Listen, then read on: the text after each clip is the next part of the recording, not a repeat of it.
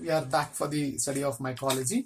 I think the previous videos you have gone through, that is about Rhizopus from Zygomycetes and Aspergillus from again Ascomycetes class. So we have two more fungi to be studied under Ascomycetes class. So we will be studying about them. Okay. So to tell you a little more about the importance, please remember many of the fungi are useful for as a biodegrader. So when you talk about applications, please mention that they are useful in the production of various enzymes. When you say biodegradation, they are definitely going to be useful in the production of enzymes like cellulase, pectinase, because they are all biodegraders. They'll be in the soil, so they will degrade pectin. They'll be degrading cellulose. That is application, of the important applications of this. And also there's production of organic acids. Organic acids like citric acid. Aspergillus will produce citric acid. A very good market today because it's used as a preservative, acidulant in juices, flavoring agents, etc. Similarly, gluconic acid is used in various aspects, which is produced by Rhizopus for recovery of silver from photography. Then in toothpaste, they're useful. Okay, so let's go for the very important one, that is the penicillin producer, Penicillium. Okay, so today we are studying about Penicillium. Please remember, it's very similar to Aspergillus. Okay, we have very fine, very minute differences, that's all. Okay, there also you have Serigmata, here also you have Serigmata with chains of Canadia. So it's a very, very similar concept. So it's just like a revision, I can say. Okay, yeah, let's go for the study. So here you are seeing that there's a type study of a Penicillium. Habitat is they're present in the soil, air, water. They're actually acting as saprophytes and help in biodegradation, spoilage of fruits, food, and leather. Okay, so coming to the classification, they're very similar to the concept where they belong to the division Mycota, subdivision Ascomycotina, class Ascomycetes, order Aspergillales, family Aspergillaceae. So you can see the same family. Okay, order is Aspergillales, family Aspergillaceae, very similar to the Aspergillus. Okay, then genus Penicillium. So please remember, up to this it is similar to Aspergillus. Genus Penicillium, species Penicillium notatum, Penicillium chrysogenum, vermiculatum. There are various species in Penicillium again. So these two are protein producers of penicillin. I think you got the basic classification. Very similar to Aspergillus, only thing here it changes. Remaining all are similar. So what is the meaning of Mycota? Non-motile spores. Why we are putting this under Ascomycetes? Because they produce ascocarp or Clissothecium as the fruiting body. Okay, yeah, we'll be looking into that. This picture is only to symbolize that it's found very common in the citrus fruits. Okay, the fungal growth on the citrus fruits. If you go back, this whole thing relates to our Alexander Fleming's discovery of penicillin, right? So he accidentally saw that Penicillium of a contaminant fungus had grown in Staphylococcus culture, and there was a zone of inhibition indicating that penicillin was produced. Okay, go for the next slide. Here you will see that the mycelium is branched and septate mycelium with multinucleated nature. Only vermiculatum is uninucleated nature. Okay, they reproduce asexually and sexually. Coming to asexual reproduction, the mycelium produces a conidiophore. So one of the foot cells will produce a conidiophore. Conidiophore is branched. Unlike in Aspergillus, it is a vesicle. Here it is branched. So that branch will give rise to Serigmata, which produces chains of conidia. So whichever branch gives rise to the Serigmata is called as metulae. The branch which does not produce any conidia is called as rami. Okay, the same concept, basipetal succession. Okay, the conidia which is older is at the tip, younger one is at the base. So you'll see in the next picture, you will understand whatever we have discussed this. And it's also a revision in classification. You have gone through the same studies. Coming to the formation of conidia, here you can see that the conidiophore is branched. Okay, the aerial mycelium is produced, conidiophore is branched, Serigmata, which are bottle shaped, is produced by the protoplast extension, and each Serigmata will give rise to chains of conidia. So please remember the term conidiophore, bottle shaped Serigmata, mother nucleus. This is a mother nucleus. Protoplast extension. These all are infoldings. Okay, chains of conidia are formed. Metulae is one which will give rise to the bottle shaped Serigmata. Rami does not produce any Serigmata. Basipetal succession. Next slide you will see that as a revision once again, the bottle-shaped serigmata give rise to chains of conidia. No vesicle here. Please remember, only difference is in Aspergillus there's a vesicle, a round vesicle giving rise to serigmata, and here there's a branched conidiophore giving rise to serigmata. Coming to the understanding of, just to revise back, Aspergillus has a vesicle, Penicillium doesn't have a vesicle, it is branched. And just observe only this concept here. So you can see that the mother nucleus is mitotically producing a chain of conidia. The youngest one is at the base here. Okay, older one is at the tip. That's the meaning of this. You can see this picture also. Mother nucleus has given a protoplast extension, then mitotic division, nuclei are formed. Okay, please don't write this for Penicillium. Just to understand as a comparison, I showed you this slide. But please remember, for Penicillium, you are writing only about this concept. Okay, basic concept is fine. So you have to remember that this is the structure of Penicillium. Asexual reproduction in Penicillium. Branching, metulae, sterigmata, chains of conidia. Right? Okay, followed that what I'm trying to say. Coming to the sexual reproduction in Penicillium, here you are observing that there is a thallus, okay, confined ascogonium, antheridium, very similar to the Aspergillus, what you have studied.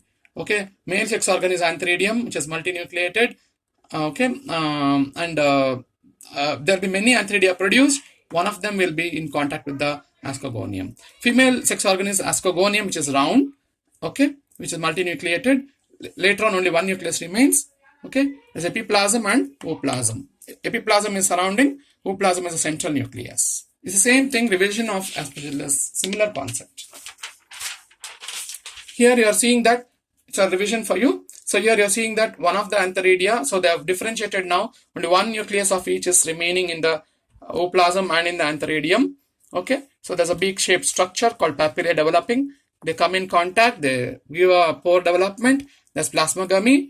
Then immediately the ascogonium will differentiate into a ascogonial helix, and it becomes many dikaryotic cells, means each cell will have two nuclei. Trichogyne will be formed in the tip of the ascogonial helix. Okay, antheridia start degenerating.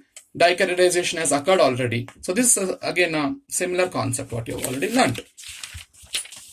Okay, and each ascogonial helix will have the dikaryotic cells, as I told in the previous slide. So you can see that two nuclei are there. They are paired already. They are called dikaryotic cells. They fuse to become diploid. Then by meiosis, they produce 4 haploid nuclei. Each cell of ascogonial helix will show this pattern. By mitosis, 4 haploid nuclei become 8 haploid nuclei. Okay, and each cell of this will round off into one ascus. So you can find that 1, 2, 3, for example. So many like this. All are going to become many as high. Okay, and the remaining mycelium, antheridium, etc., everything becomes a chiralife, everything becomes a protective layer around these asci. Each ascus will have 8 nuclei which are differentiated into 8 ascus spores, and all the 8 ascus spores are preserved in this asci, and there's a hull layer which is going to protect this. It will remain in the same condition for n number of days until there is a favorable condition. This will swell up, break open, asci will be released, and all the ascospores are also released, and all these are going to germinate into new mycelium. Each one will become a new mycelium. Okay, and this structure is called as ascocarp, or other name is called as Cleistothecium. Whether it's Aspergillus or whether it's Penicillium, very similar. There is going to be a fruiting body called ascocarp or a Cleistothecium. I think you got the concept. Now we'll go for the next one, yeast as a study. So we all know that yeast is a very important organism. Okay, yeast is said to be found wherever there are sugary substances. Okay, so we'll be studying about yeast. Yeast, when you talk about yeast, it's a unicellular fungus, isn't it? It's going to help us in a lot of applications. Like what? Yeast is going to be useful in bakery products to bring about the fermentation of the dough. It's going to be useful in the production of wine and all the alcoholic beverages. Okay, so yeast is very useful. It's a friendly organism, beneficial to man. Okay, so it's a only unicellular saprophytic fungus. So we'll study about yeast, which is very important for us, and we'll be learning the different concept here because they show different types of sexual life cycles. Okay, Asexual reproduction already we have discussed, budding and fission. We'll come back to that. We'll understand them. Okay. So yeast, again, one more thing I want to tell you, add on when I'm talking about yeast. The yeast is actually a very important term because the same word yeast has been used related to the enzymes. So when you talk about enzymes, the meaning of enzyme is in yeast. So why am I relating this here? Why am I relating this here? Because when they were in the beginning, when they were discovering about enzymes, they actually had a concept of preserving yeast in sugary substances, sugary solutions. Actually, they found bubbling happening. Then they found, why is it bubbling? Then they related it and understood that there is something present in the organism, and that is going to help in this fermentation or related concepts, anaerobic respiration, bubbling, etc. Okay, gas productions and all. That time they found that something is present in this organism, in any organism for that matter. In the first discovery, it was called as just yeast. They found that they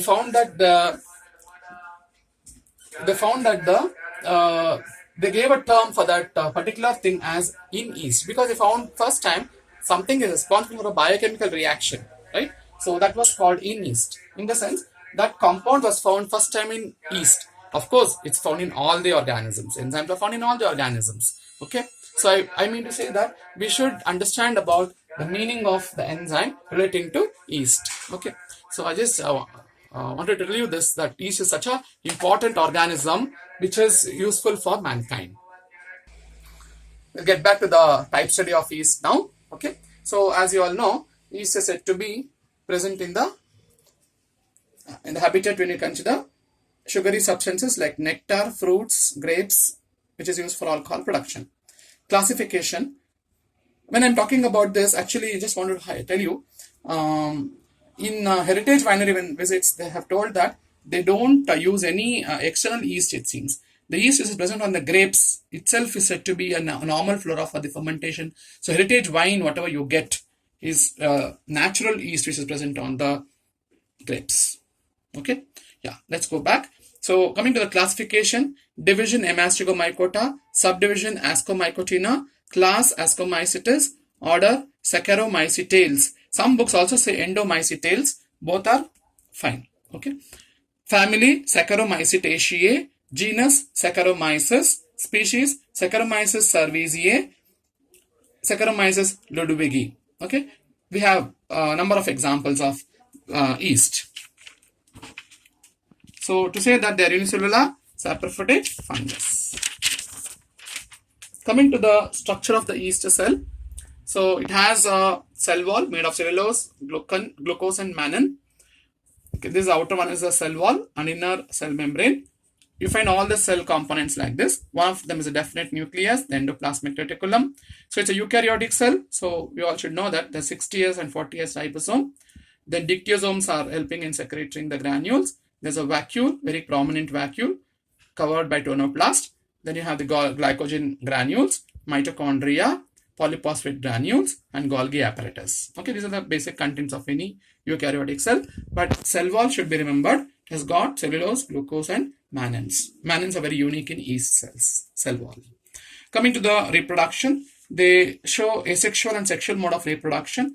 Asexual reproduction by budding and fission. Sexual reproduction by 3 different life cycles: haplobiontic life cycle, diplobiontic life cycle, haplodiplobiontic life cycle. Here only haploid stages are seen more. Here diploid stages are seen more. Here you find both the stages, haplo and diplo stages more in equal. Okay, coming to the asexual mode of reproduction, you can find that budding is one of the important methods, where the yeast cell, which is a diploid, this is the vacuole, just to represent in the beginning. Okay, this shows replication and forms, of course, 2 copies. Okay, there's a protuberance in the yeast cell, and the newly replicated DNA moves into the protuberance, which is already swollen up, and cytoplasmic movements are seen here. Okay, so mitotic division, again, call it as a mitotic division. Then meanwhile, you can find a septum developing between the mother cell and the daughter cell. Okay, so there's a septum developed, and thus you can find that the mother nucleus is given rise to one, and the second one, and the third one. Okay, it keeps on budding. So every time a mitotic division occurs, and keeps budding, new cells are formed. It's a buds of many cells. Okay, and you can also see that this buds will be released freely, and they survive independently. They can undergo any mechanism of budding again, fission again, like that. Okay, and here you can see that usually on the yeast cells, if you observe properly, on the cell wall you can see some scars. Okay, the scars indicate that the particular yeast cell has already undergone budding. The mother yeast cell which has undergone budding. Okay, this is how budding is happening in a yeast cell. This you can find it in as an example of Saccharomyces cerevisiae. Coming to fission, it's very found in specifically the Saccharomyces.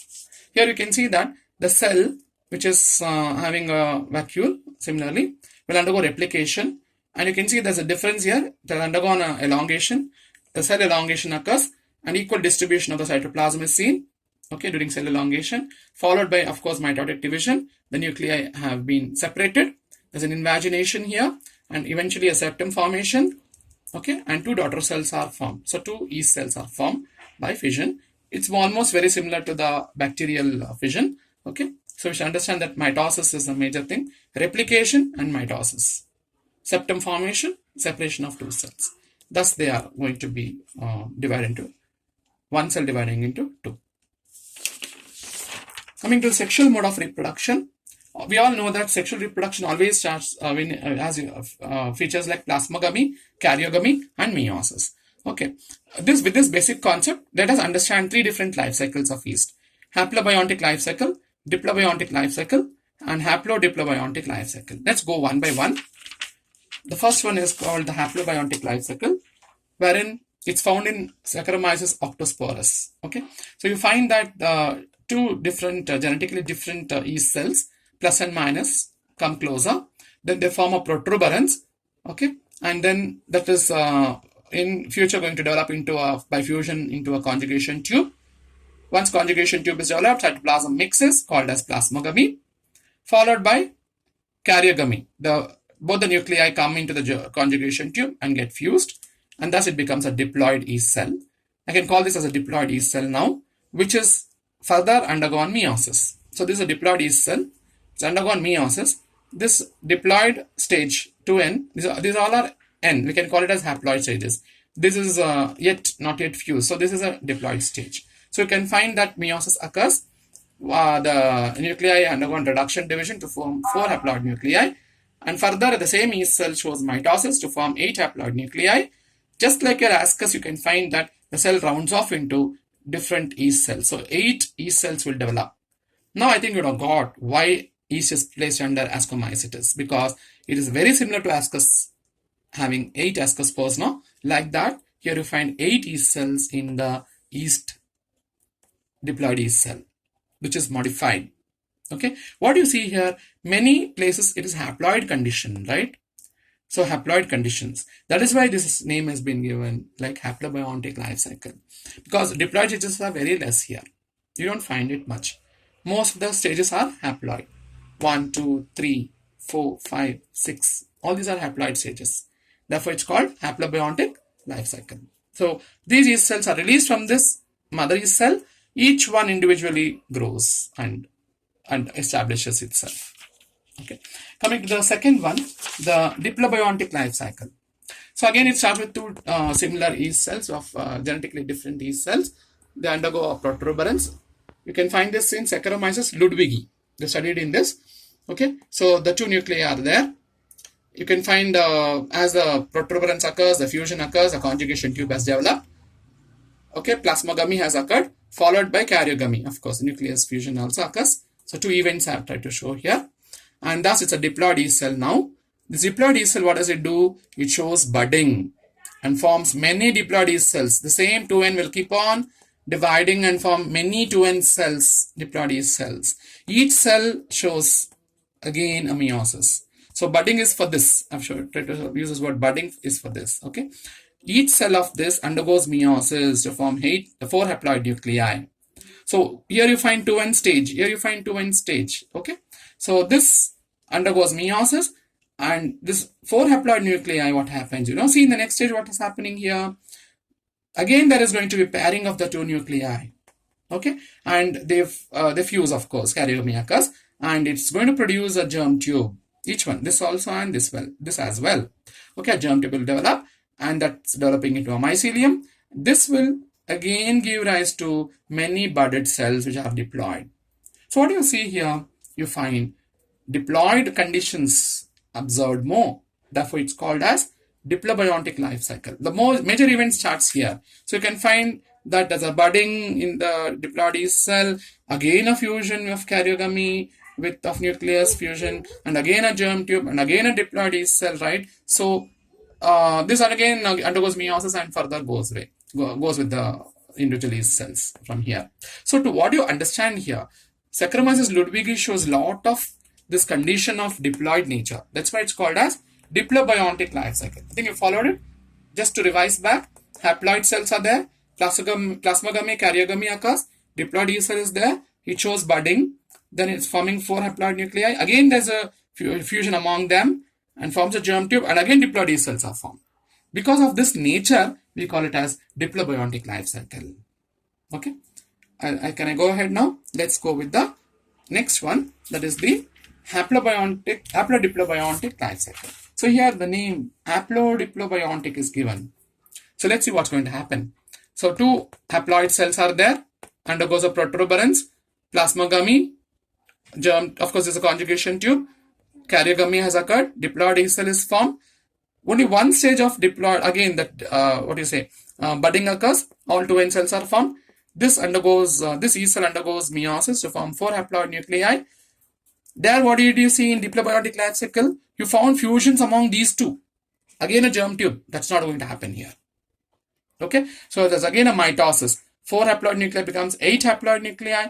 8 haploid nuclei rounds off into this to form 8 yeast cells. Can I close this? If I close this, it's very similar to haplobiontic life cycle, the first one. Okay, in the first one, you have only the nature of diploid yeast cell, meiosis, mitosis, and 8 haploid nuclei. That means 8 yeast cells. If I close this, it is just similar to haplobiontic life cycle. If I add this stage, it becomes a haplodiplobiontic life cycle. So here you find haploid and diploid stages almost equal. Some role plays here with this. That's why it's called as haplodiplobiontic life cycle, and it's found in Saccharomyces cerevisiae. Please remember, this Saccharomyces cerevisiae, which shows haplodiplobiontic life cycle, is the one which happens in all our bakery products. When you put some yeast powder into the flour and allow it for fermentation, they will, of course, multiply. They can multiply in many modes: budding, fission, and also a life cycle like haplodiplobiontic life cycle. So this is found in Saccharomyces cerevisiae. I think you got the concepts right. So yeast will be commonly found on sugary substances. To summarize, unicellular fungus. Okay,